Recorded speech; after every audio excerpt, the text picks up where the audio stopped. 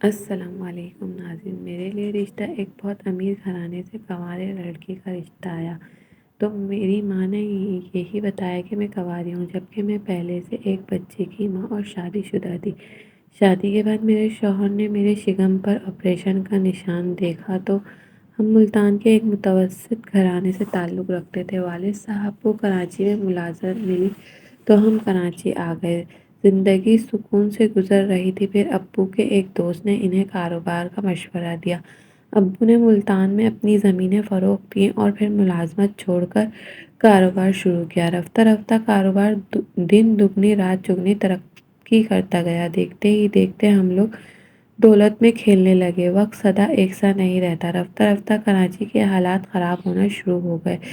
روز کے ہنگاموں کی وجہ سے اکثر و بیشتر کاروباری لوگ پریشان ہو کر یہاں سے نکلنا شروع ہو گئے۔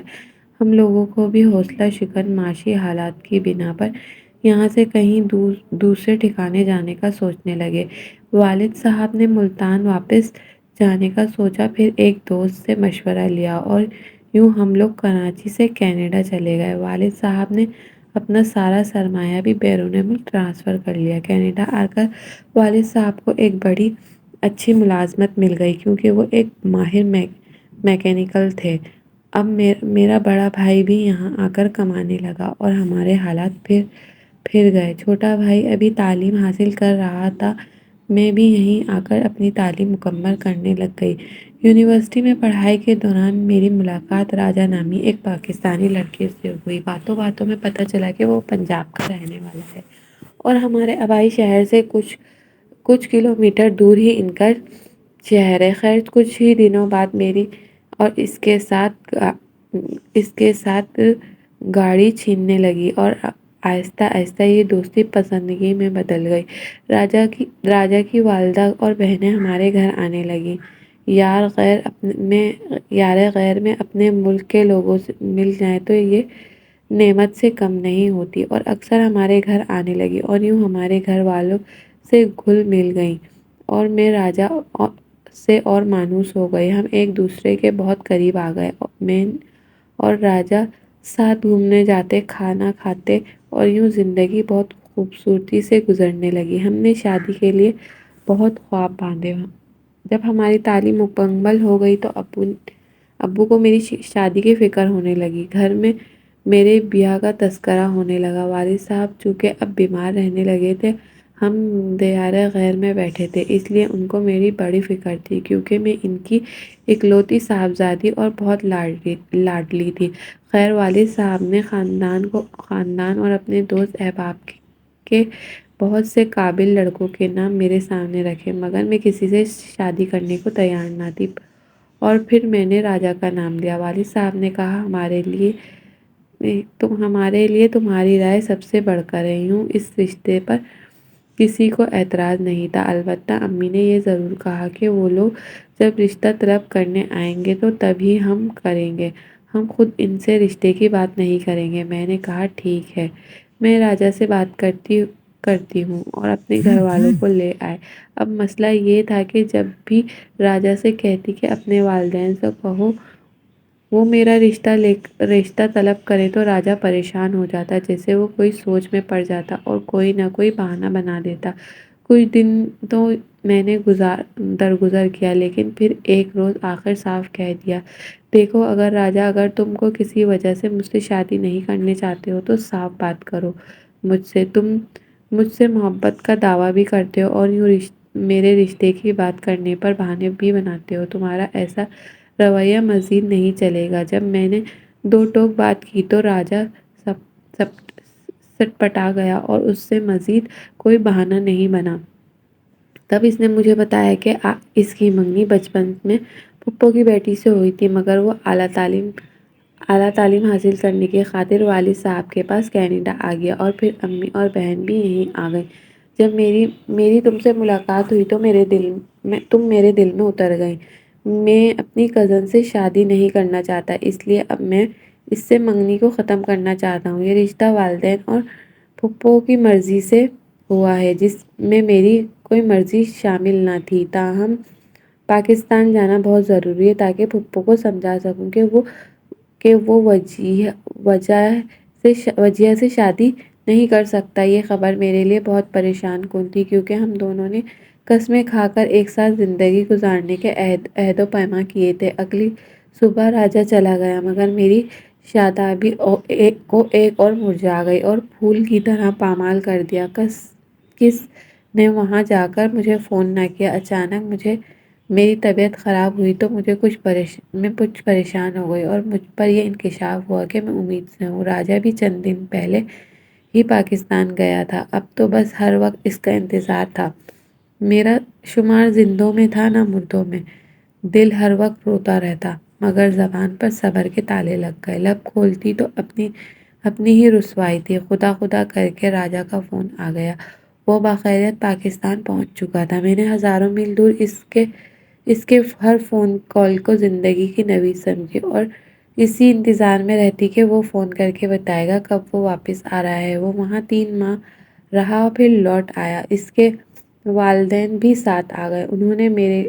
انہوں نے میرے والدین سے رشتہ مانگا۔ میری خوشی دیدنی تھی۔ فوراً ہی میری شادی کی تاریخ رکھ دی گئی۔ یوں کچھ ہی دنوں بعد میری شادی کینیڈا میں راجا کے ساتھ ہو گئی۔ شادی کے چند ماہ بعد میں نے ایک خوبصورت بیٹے کو جنم دیا۔ 1 سال تک ہم نے خوش و خرم سے زندگی کو بسر کیا۔ راجا مجھ سے خوش تھا، میں بھی اس سے راضی تھی۔ اس دوران راجا رشتہ داروں کو دکھانے کے بہانے بیٹے کو اور مجھے پاکستان لے آیا۔ یہاں آ کر مجھے انکشاف ہوا، میرے تو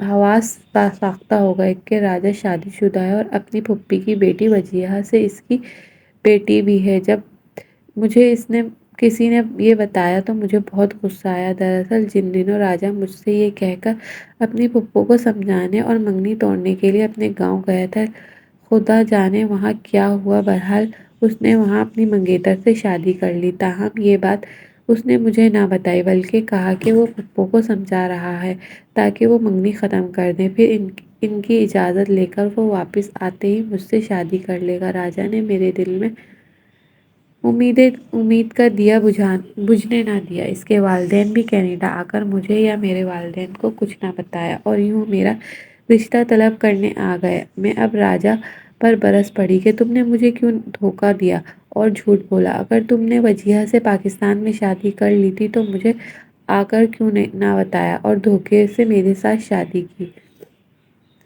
کیوں کی؟ اگر میں چاہتی تو اس کی شکایت کینیڈا ایمبیسی میں کر سکتی تھی، مگر میرے والدین نے ایسا نہ کرنے دیا اور کہا ہمارے مذہب میں مرد کو دوسری شادی کی اجازت ہے، تم اس کو روک نہیں سکتی۔ اگر تم اس کے ساتھ نہیں رہنا چاہتی تو خلا لے سکتی ہو۔ مجھے اب راجا سے جیسے نفرت سی ہو گئی تھی، جسے میں نے اس قدر چاہا تھا۔ میں ایسے دھوکے باز مرد کے ساتھ اب مزید نہیں رہنا چاہتی تھی، مگر حقیقت میں مجھ کو جانے کیوں راجا سے محبت تھی اور اس کو تکلیف میں نہیں دیکھ سکتی تھی۔ بس میں نے اس کی شکایت نہ کی اور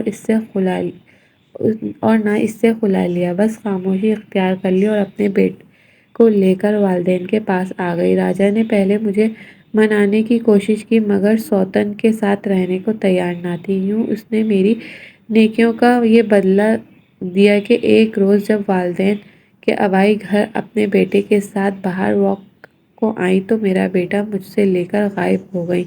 والدین ان کے گھر گئے تو وہاں راجا تھا اور وجیہہ، یقیناً میرا بیٹا۔ اس نے وجیہہ یعنی پہلی بیوی کے حوالے کر دیا اور اب وہ اسے لے کر کسی اور ٹھکانے رہ رہا تھا۔ بہرحال اس واقعے نے مجھے توڑ کر رکھ دیا۔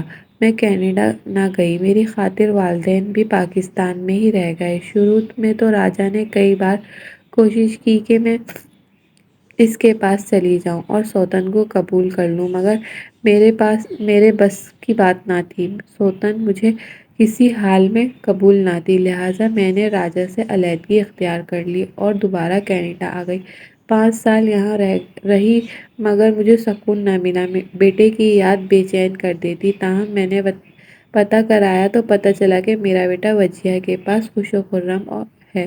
وہ اصلی ماں کو بھول چکا ہے، چونکہ موہت اس وقت بہت چھوٹا تھا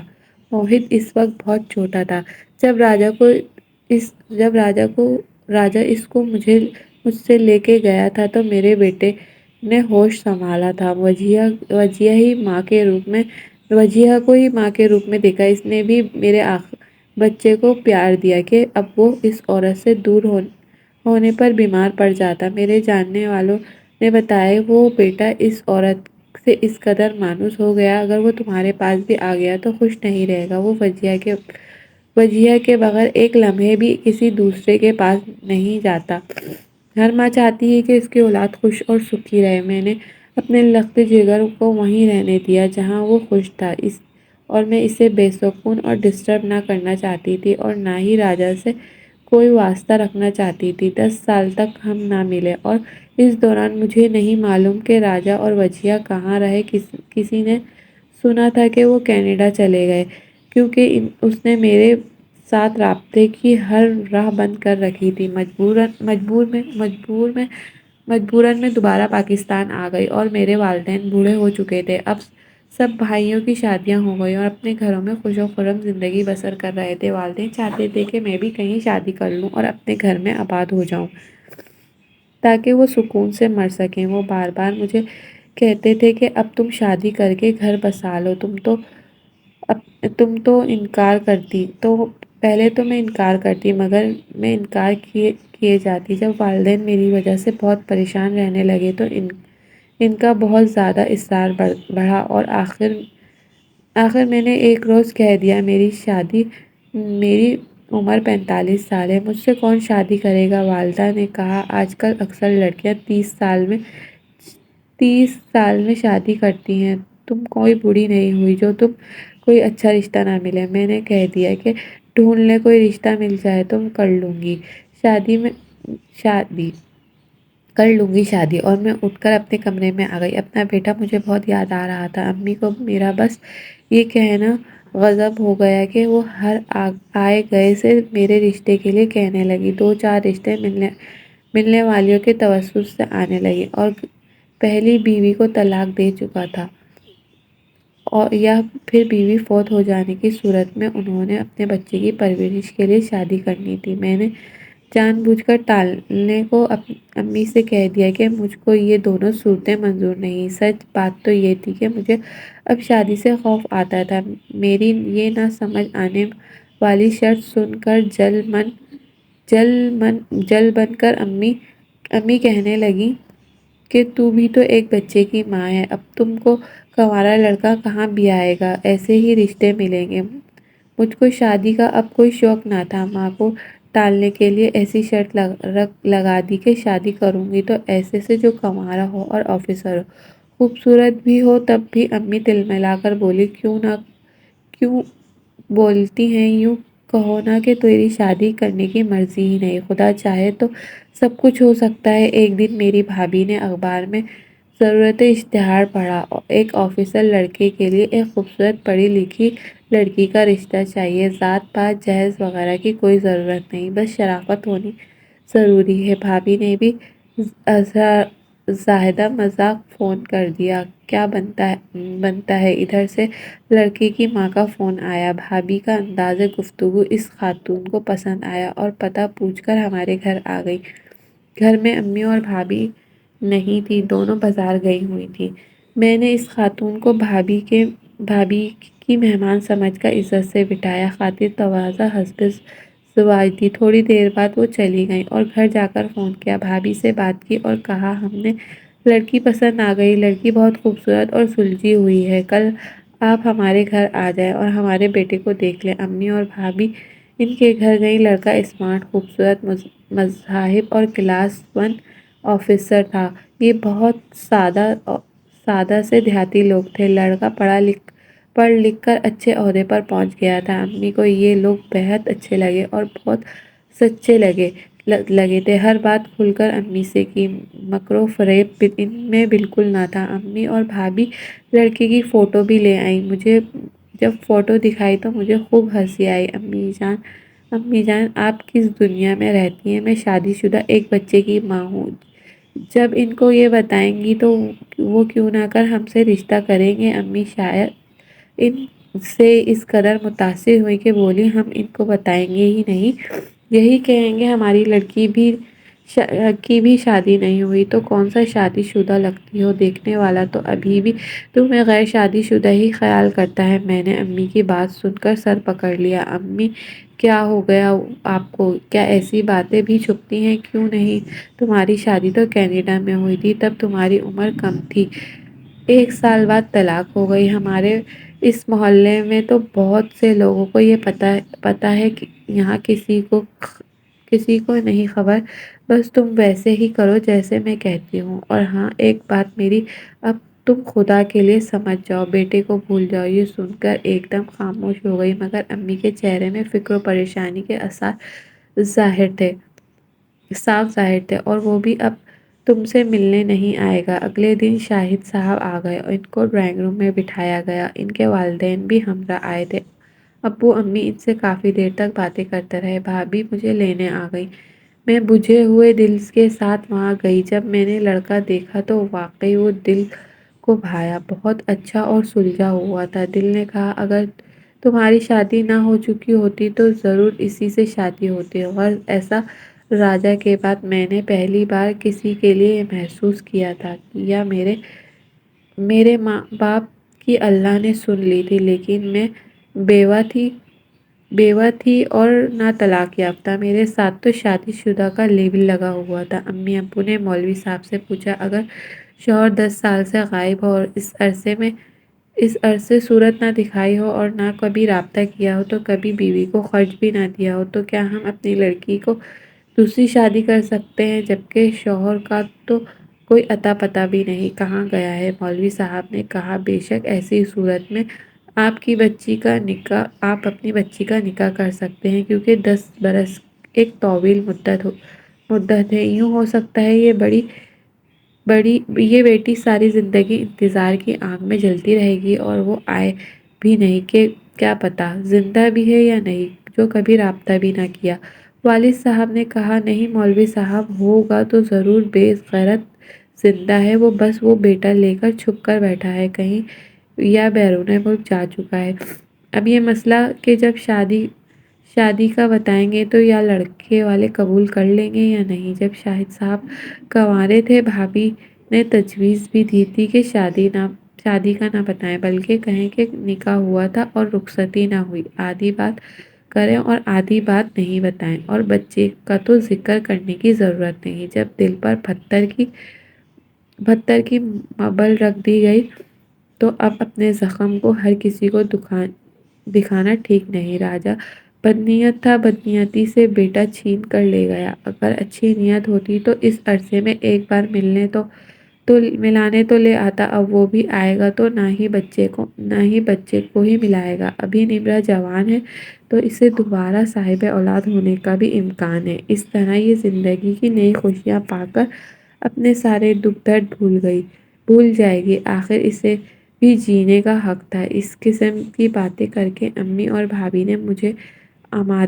کو آمادہ کیا۔ والد صاحب کہتے تھے کہ شاید اصل حقیقت نہ بتاؤ، تم لوگ غلط کر رہے ہو، مگر امی نے صاف منع کر دیا اور کہا، اس کو نئی زندگی کی شروعات کرنے دو، آگے خدا مدد کرے گا۔ میری امی نے یہ نہیں سوچا کہ اس طرح تو خدا جھوٹوں کی مدد نہیں کرتا، اور ایسے معاملات میں بھی جو جھوٹ نہیں بولنا چاہیے۔ شاہد اور اس کے گھر والوں کو اندھیرے میں رکھا گیا اور انہیں یہی کہا گیا کہ میں غیر شادی شدہ ہوں۔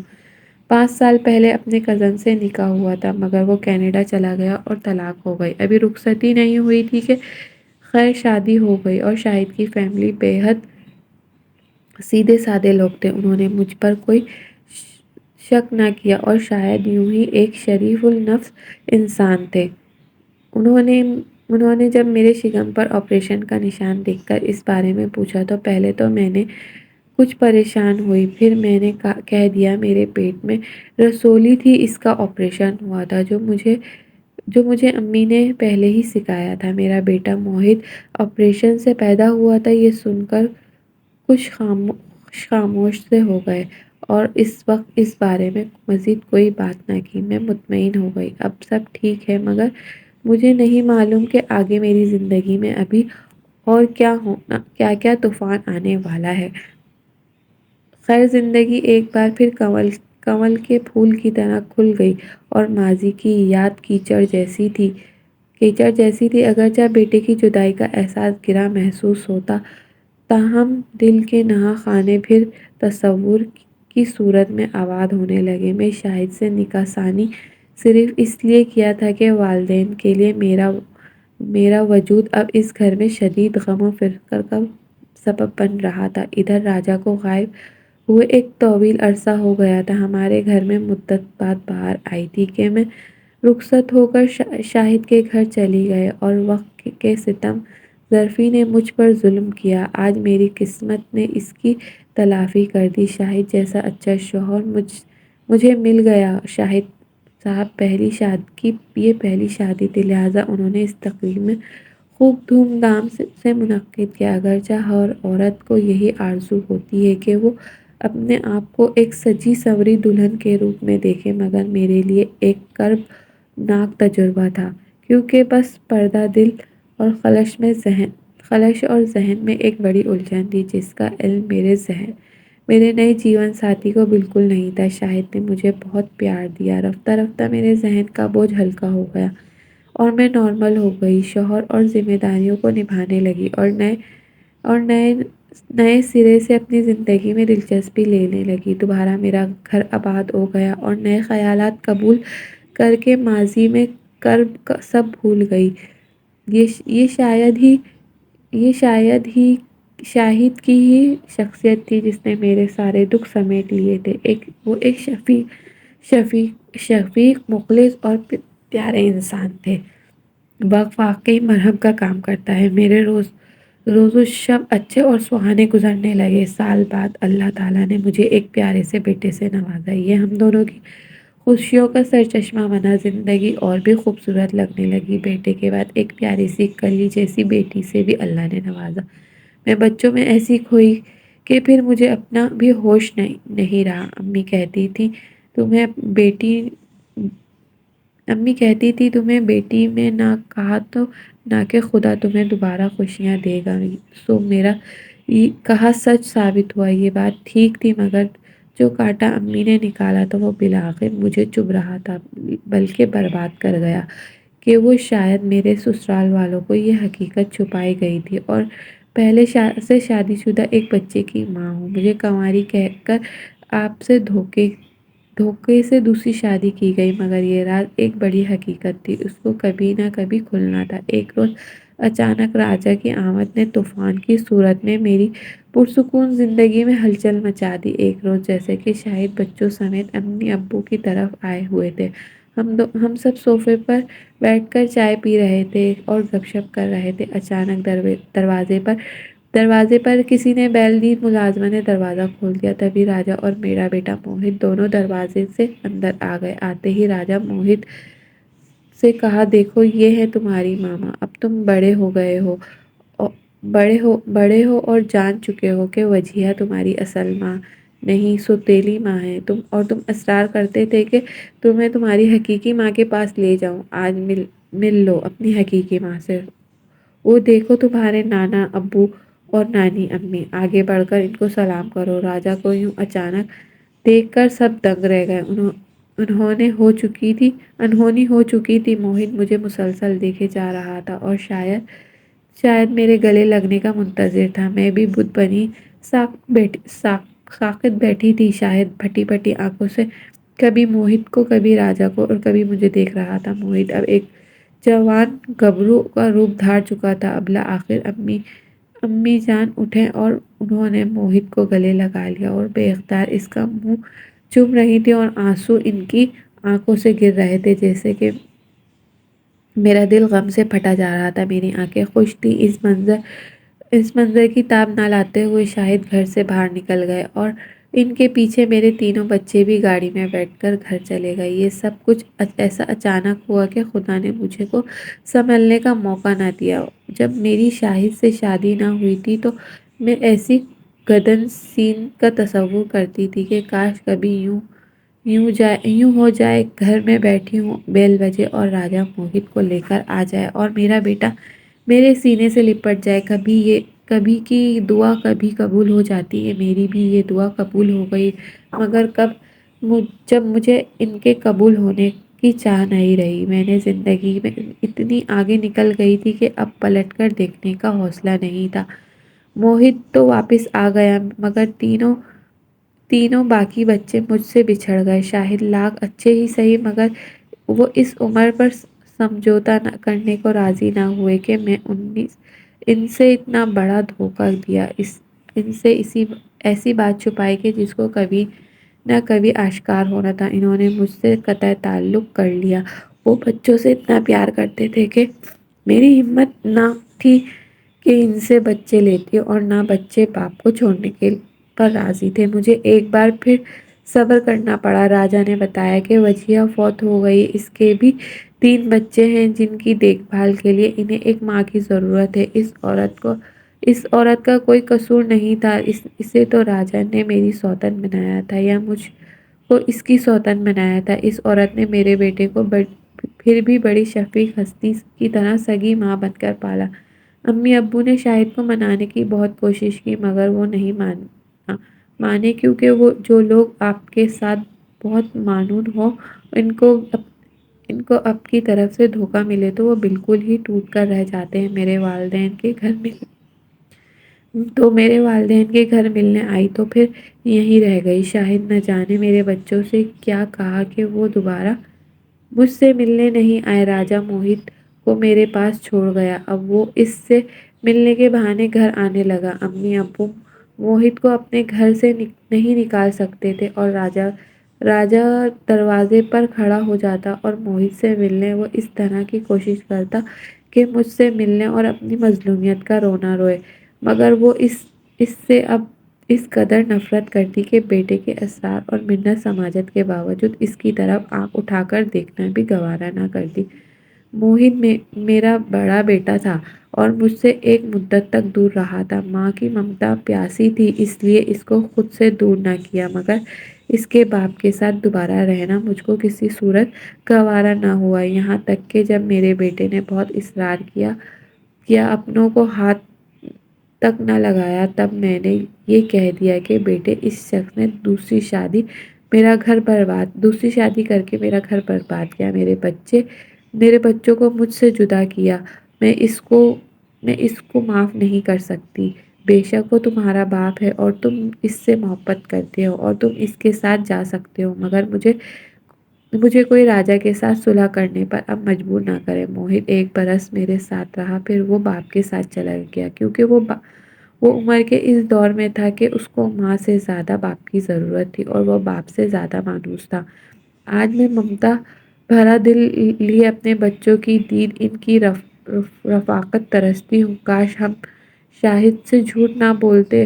میں یہ عرض کرنا چاہوں گی کہ آپ بھی کبھی کسی سے ایسا دھوکہ نہ کریں، ایسا جھوٹ نہ بولیں جو اتنی زندگیاں برباد کر دے۔